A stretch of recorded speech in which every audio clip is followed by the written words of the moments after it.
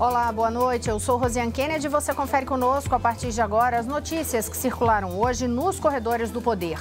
Senadores e deputados federais são alvos de operação da Polícia Federal. Militares apresentam a Bolsonaro situação da segurança nos estados. Os detalhes você confere a partir de agora aqui, diretamente de Brasília, pela TV Brasil, pela Rádio Nacional e emissoras públicas de todo o país. A gente começa o noticiário hoje falando sobre a operação da Polícia Federal e do Ministério Público que investiga senadores e deputados federais numa suspeita de compra de apoio político para a campanha presidencial de Aécio Neves em 2014. A suspeita é de que mais de 100 milhões de reais tenham sido utilizados para obtenção de apoio político. São alvos da operação o senador Aécio Neves, do PSDB de Minas Gerais, a irmã dele, Andréa Neves, e o primo, Frederico Pacheco. Também estão na mira os senadores Antônio Anastasia, que também é do PSDB de Minas, e José Agripino Maia, do DEM do Rio Grande do Norte. A Operação Ross investiga ainda os deputados Paulinho da Força, do Solidariedade de São Paulo, Benito Gama, do PTB da Bahia, e Cristiane Brasil, do PTB do Rio de Janeiro. O ministro Marco Aurélio Mello, do Supremo Tribunal Federal, autorizou busca e apreensão na casa de Aécio e da irmã dele e no escritório de Paulinho da Força. Os demais parlamentares foram intimados para depor. O ministro negou o pedido para que Aécio, Paulinho da Força, Benito Gama e Cristiane Brasil cumprissem prisão domiciliar. Ele acompanhou o entendimento da Procuradoria-Geral da República, que não viu elementos suficientes para a medida. O senador Aécio Neves falou sobre a operação. Disse que recebeu recursos legais e que está sempre à disposição da Justiça para prestar esclarecimentos. Confira. As solicitações da Polícia Federal foram absolutamente desnecessárias, até porque o maior interessado em esclarecer todas essas questões sempre fui eu.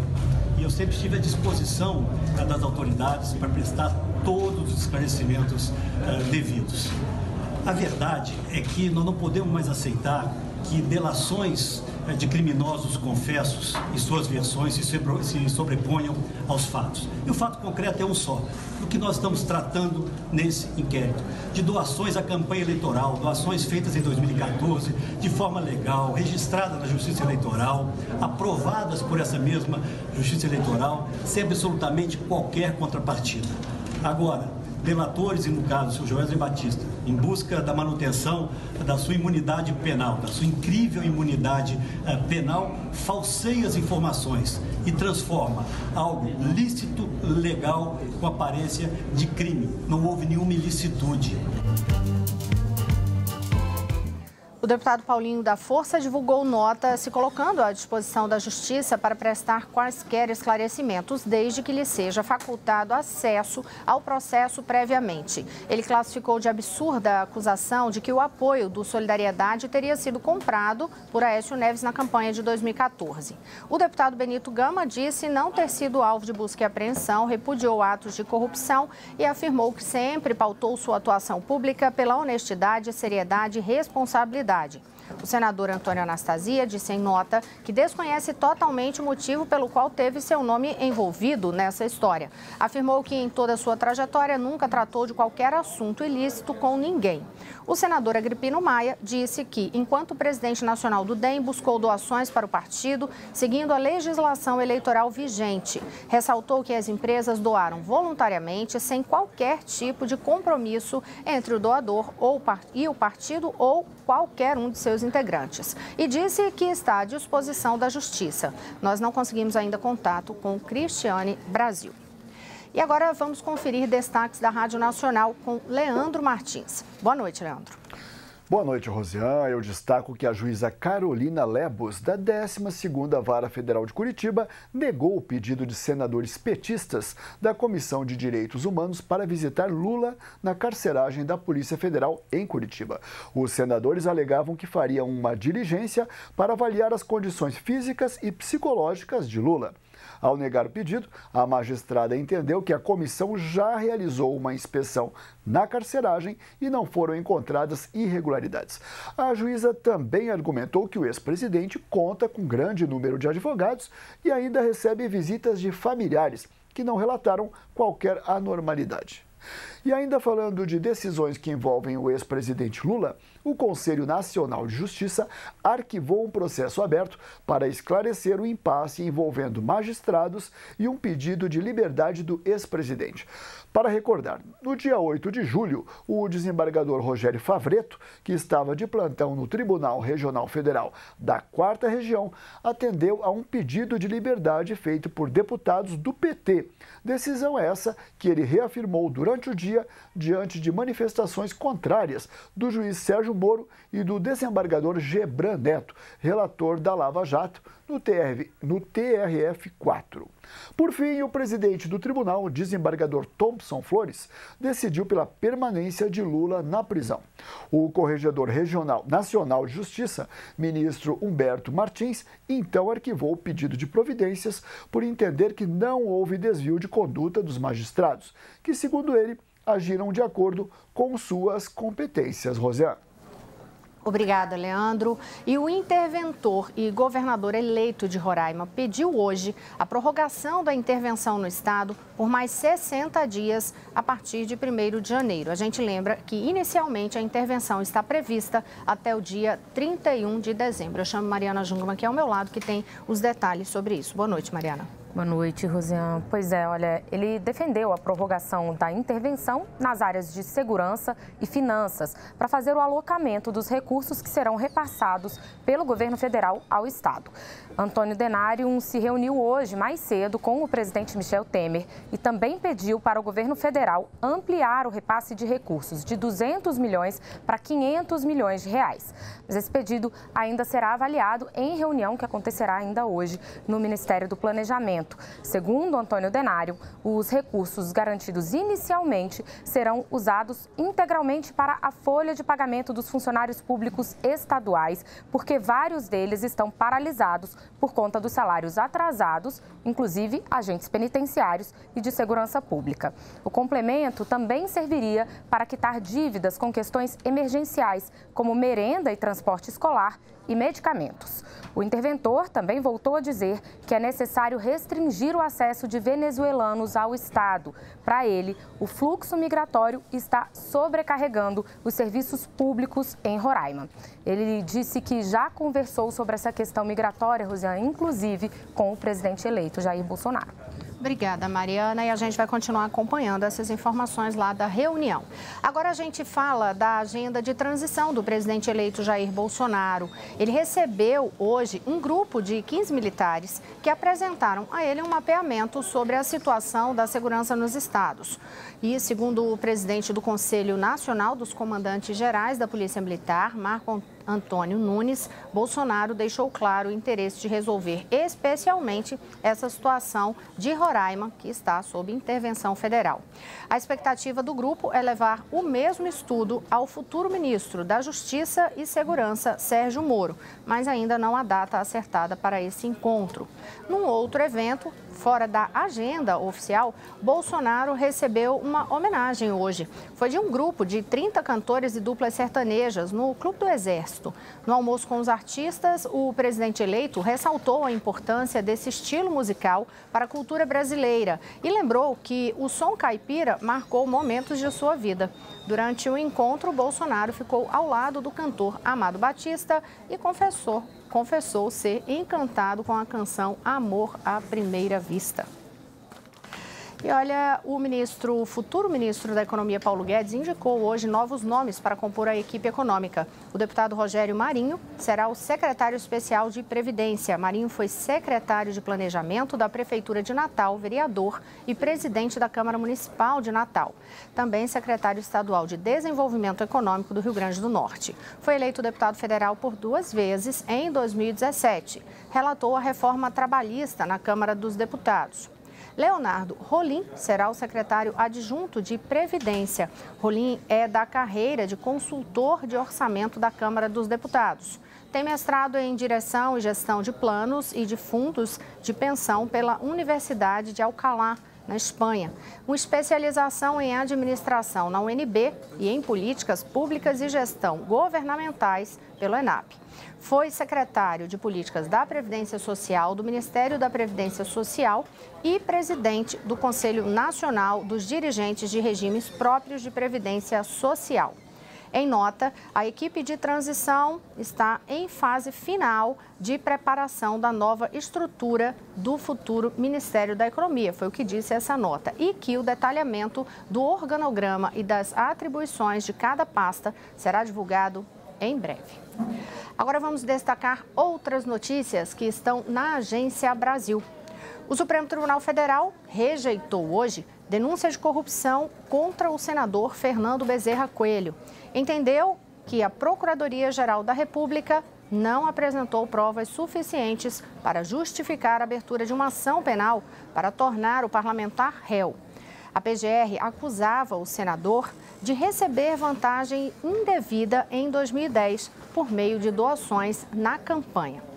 O Conselho Nacional de Justiça, o CNJ, arquivou hoje, por unanimidade, 12 procedimentos que haviam sido abertos contra magistrados por terem se manifestado politicamente nas redes sociais durante as eleições deste ano.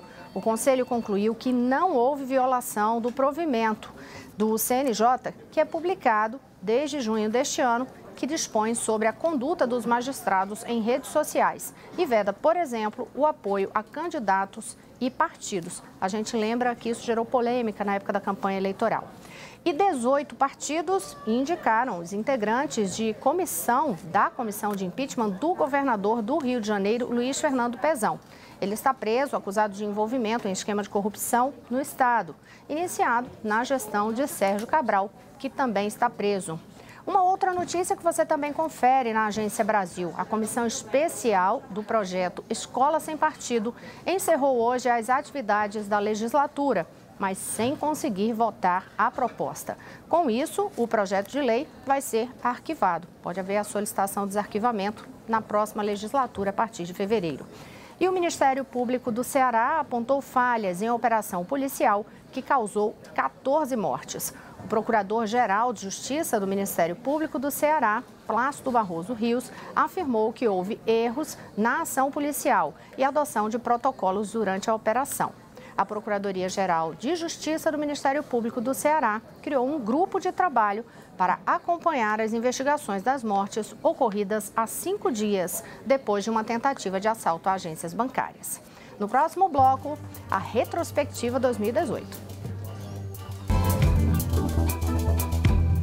Olá, estamos de volta. Eu sou Rosiane Kennedy. Você confere com a gente as notícias que circularam hoje nos corredores do poder. E como eu falei no bloco anterior, a partir de hoje, você vai acompanhar aqui uma retrospectiva temática do que foi assunto nos corredores do poder em 2018. A gente apresenta um balanço dos fatos que marcaram o ano na política, na economia, no judiciário, o que ocorreu pelo mundo e os assuntos gerais do Brasil, que é justamente o nosso tema desta terça-feira. Sem dúvidas, a segurança pública foi um dos assuntos que mais mobilizaram as autoridades.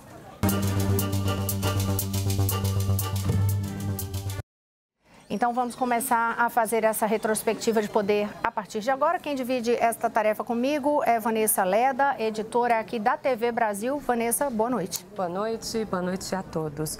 Olha, Rosiane, 2018 foi um ano que já começou com a pauta de segurança pública, obrigando a atenção especial do poder.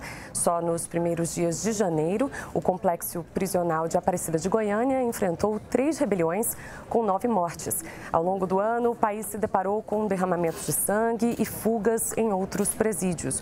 Foram registrados casos, por exemplo, no Pará, em Tocantins, no Ceará, em Roraima e também em Taubaté, no interior de São Paulo.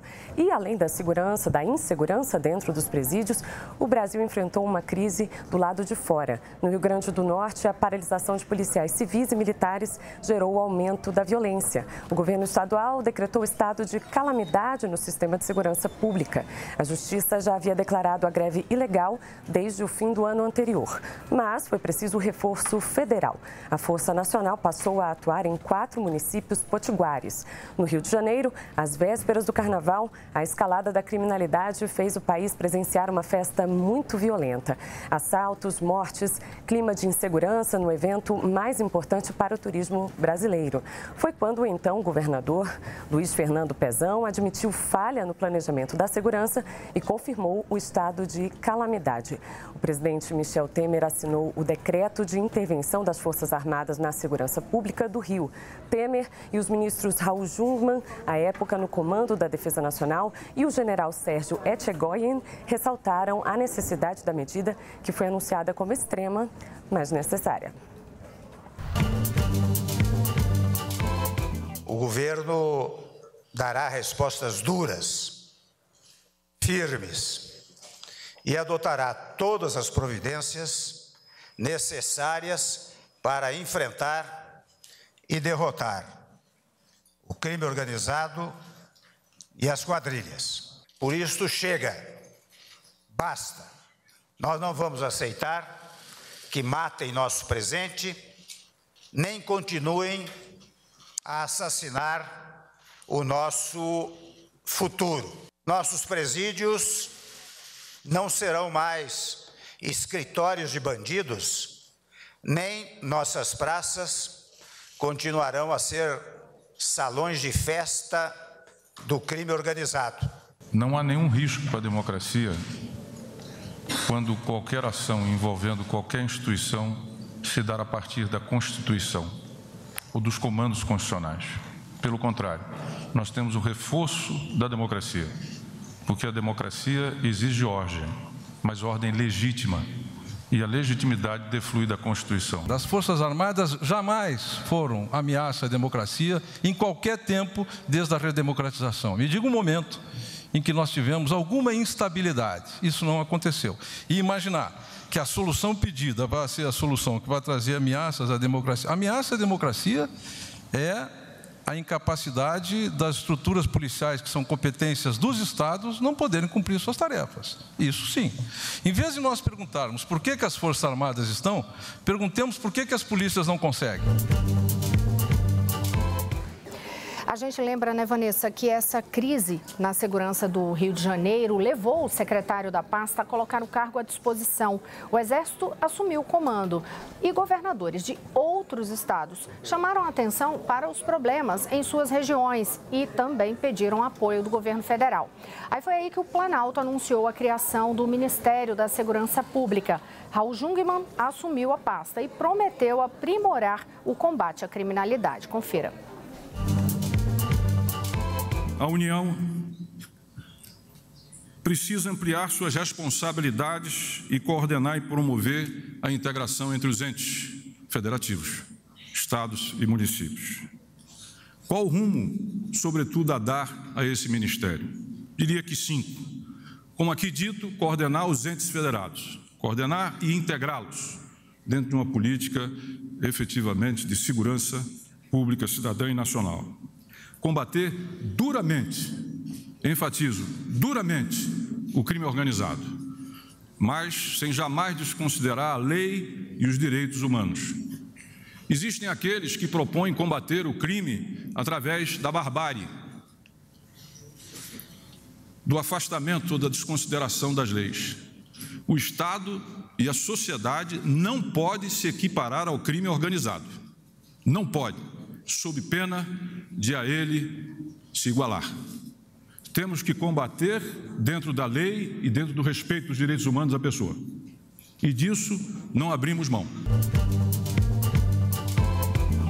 É importante lembrar também outra medida do governo federal, que foi a criação do Sistema Único de Segurança Pública, SUSP, em junho, para integrar órgãos de segurança e inteligência, padronizar informações e estatísticas, enfim, uma forma de aproximar o trabalho das forças de segurança. Então, eu converso de novo aqui com Vanessa, porque a gente segue falando de violência. É verdade.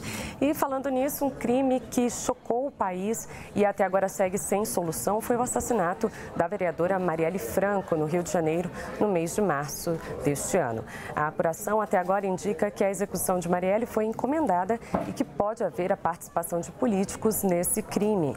Mas a investigação segue em sigilo sob o comando do Gabinete de Intervenção Federal. Vanessa, e os problemas na segurança pública também fizeram o governo decretar intervenção federal em Roraima. A medida já foi adotada neste mês de dezembro, foi programada para continuar até o final do ano, dia 31. Essa decisão foi tomada em decorrência do, abre aspas, grave comprometimento da ordem pública, fecha aspas, devido aos problemas relacionados à segurança e ao sistema penitenciário do Estado.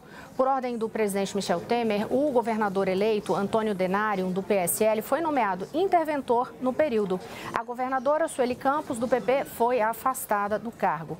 E aí, diferentemente do que ocorreu no Rio de Janeiro, onde a intervenção foi só na segurança pública, em Roraima, a medida abrange todo o poder executivo do Estado e o interventor fica subordinado ao presidente da República. É verdade. Para entender o drama na segurança em Roraima, parte vem da crise carcerária.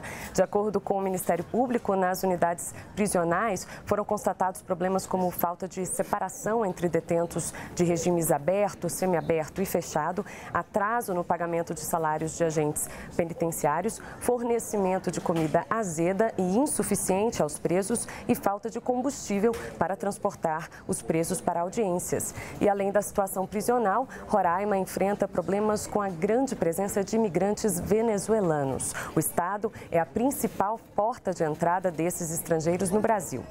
Sobre esta crise, Vanessa, essa crise migratória na Venezuela, para países vizinhos, Roraima é a principal porta de entrada dos venezuelanos aqui no país. E já havia decretado estado de calamidade por causa da situação extrema de vulnerabilidade dos imigrantes e das consequências da chegada deles ao estado.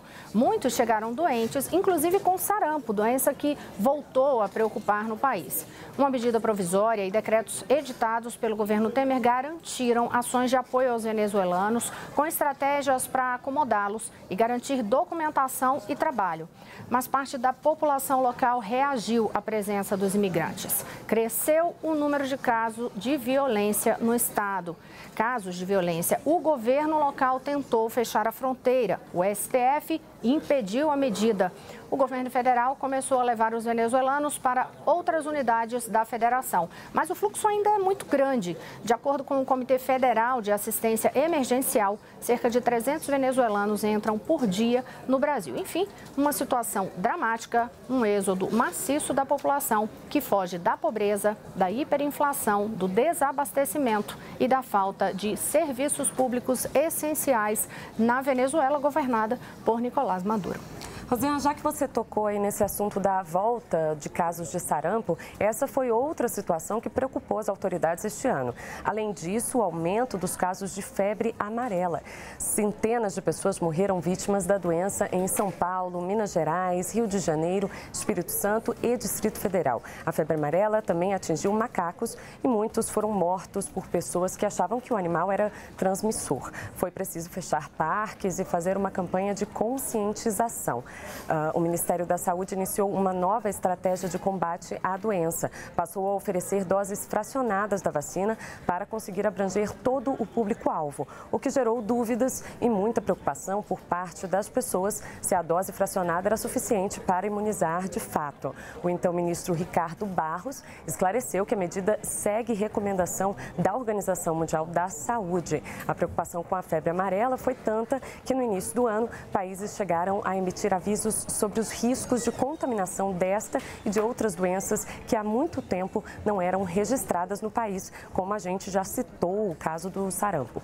teve aumento também no número de casos de malária, com registros de mortes, em especial na região norte, Rosiana. E a gente segue falando deste balanço, essa retrospectiva na área de saúde, porque um dos temas que mais marcaram o ano foi o fim da participação dos cubanos no programa Mais Médicos.